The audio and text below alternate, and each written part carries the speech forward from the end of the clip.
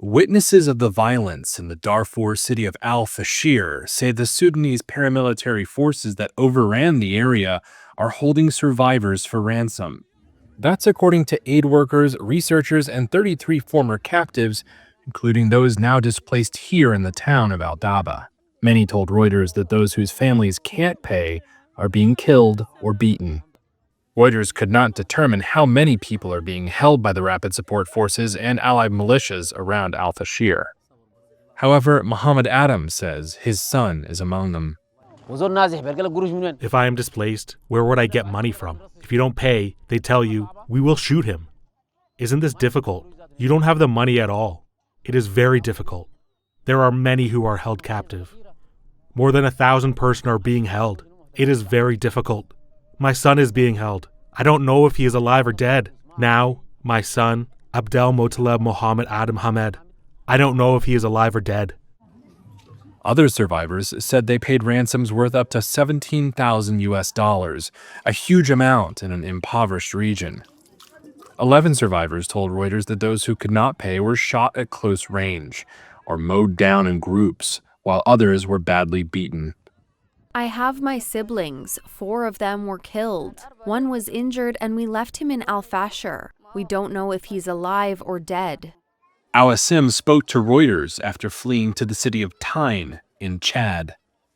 My other brother was told to turn on his phone and call my cousin.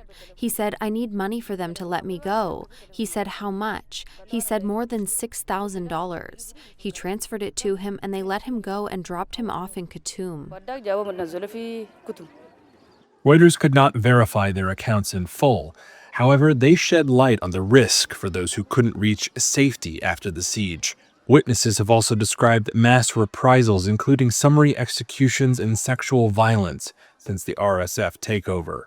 The RSF has frequently recruited fighters or militias on the promise of plunder rather than a stable salary, and there has been widespread looting in areas under RSF control. However, aid workers say ransom seeking on the scale seen around al-Fashir is a newer phenomenon. Asked for comment, RSF legal advisor Mohammed Mukhtar said most cases of detention and extortion of people from al-Fashir have been carried out by a rival group whose members disguise themselves in RSF uniforms. The head of an RSF committee told Reuters it's investigating more than 100 cases of alleged abuse in al-Fashir daily, with a large number of suspects arrested and 9 convicted. Al-Fashir's capture after an 18-month-long siege was a turning point in a war that erupted out of the power struggle between the RSF and Sudan's army. It has caused what the UN has called the world's worst humanitarian crisis. Both sides have been accused of war crimes. When the RSF seized al-Fashir, up to 250,000 people were estimated to have been living there.